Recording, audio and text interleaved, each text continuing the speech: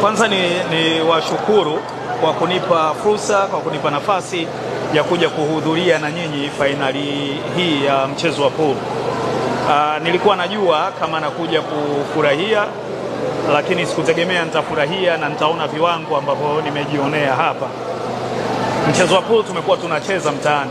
Mimi hata ukienda kijijini kwetu kabisa kwa Mhanya kuna pool table mahali na vijana wamekuwa wakicheza kwa sababu mbalimbali. Nyingi ni kwa sababu ya kupoteza muda, kujumuika kwa pamoja, kufanya mahusiano na mashirikiano na kadhalika. Lakini sikuwa na jua kwamba Tanzania tunaweza kuwa na mashindano ya pool ambayo yanaweza kuwa na fainali ya ukubwa huu ambao nimejionea hapa leo.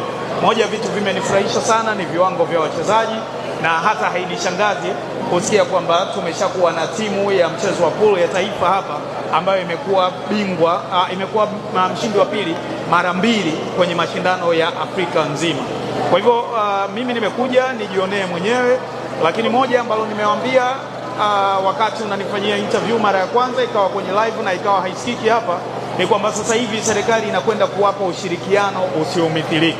Kwa kuanzia tumeamua kwamba tutafanya kikao wiki ijayo na viongozi wa mchezo huu Tanzania, na tuone maeneo ambayo serikali inaweza kuingia na kuunga mkono mchezo huu. Nimeambiwa miongoni mwa mambo ambayo mnapata nayo shida ni kwamba kunakuwa na ukata wa mara kwa mara. Najua hilo litaibuka kwenye kikao chetu, lakini niwakaribishe sana na tutaona maeneo ambayo serikali inaweza kuwaunga mkono. Hili sio jambo kubwa, jambo ambalo mchezo ambao unaweza kuifanya Tanzania ikawa mshindi wa pili wa Afrika na uwezekano wa kuwa bingwa upo, sio mchezo wa kupuuzwa. Niwahakikishie kwamba serikali itauangalia kwa macho yote mawili mchezo huu na tutawaunga mkono, na kama nilivyosema, ushirikiano usiomithilika unafuata sasa. Miongoni mwa mafanikio ambayo umeyataja hapo, lakini pia Tanzania tumeshawahi kuqualify kwenda kucheza World Cup, lakini hilo pia lilishindikana kutokana na ukata, timu kushindwa kusafiri. Lakini pia sehemu nyingi ambazo mchezo huu unachezwa kumekuwa kuna usumbufu fulani unaojitokeza kuonekana kwamba ni mchezo wa kihuni.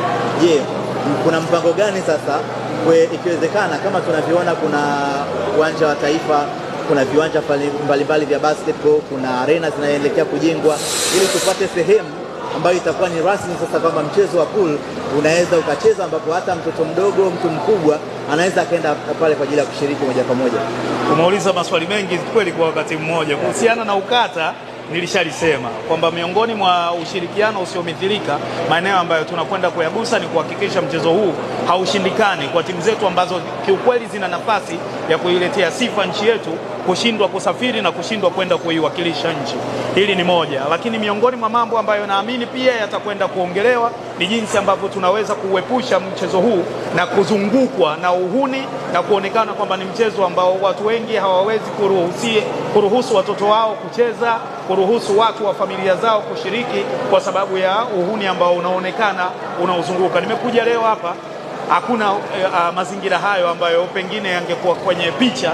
Kama hujafika hapa ungeweza kuyapata. Kwa hiyo miongoni mwa mambo ambayo tutakwenda kujadili sasa ni kuona namna ambavyo tutaweka maeneo rasmi kabisa kwa ajili ya mchezo huu ambayo yatauweka uhuni mbali na mchezo huu na uweze kufahamika kama mchezo unaoweza kutuwakilisha kama nchi. Michezo yote mwanzoni tunapoanza kuicheza, hata utotoni, tunakuwa tunacheza mpira wa miguu kama burudani. Baadaye wenye vipaji vya kutosha wanaendelea kukomaa na mchezo huo. Unaweza kuona mtaani kuna vipaji vikubwa vya vijana wetu ambao wanacheza pool kwa namna ya kujifurahisha. Niwaambie, leo nilikuwa na watania washindi hapa kwamba wamekuwa matajiri. Unajua kuwa milionea, ukiwa na milioni 2 ushakuwa milionea. Yule mshindi wa kwanza ametoka na milioni 3 leo. Kwa hiyo kwa leo ni milionea. Sijui ataenda kuifanya nini hela ile, lakini hii inaonyesha kwamba mpaka zawadi za maokoto makubwa pengine kuliko baadhi ya michezo ambayo kwa kawaida tunaiona kwamba ni michezo yenye manufaa makubwa zinatoka kwenye mchezo wa pool. Niwatie moyo kama vijana wanaweza kucheza mchezo huu bila kujiingiza kwenye makundi yasiyofaa, lakini hali kadhalika wakiona wana vipaji, ni wakati sasa wa kuendelea kuweka nguvu kwenye mchezo huu, na kama ambavyo nimesema awali, serikali sasa inakwenda kuweka nguvu na kuhakikisha kwamba mchezo huu unakuwa na manufaa kwa wachezaji na kwa nchi yetu hali kadhalika.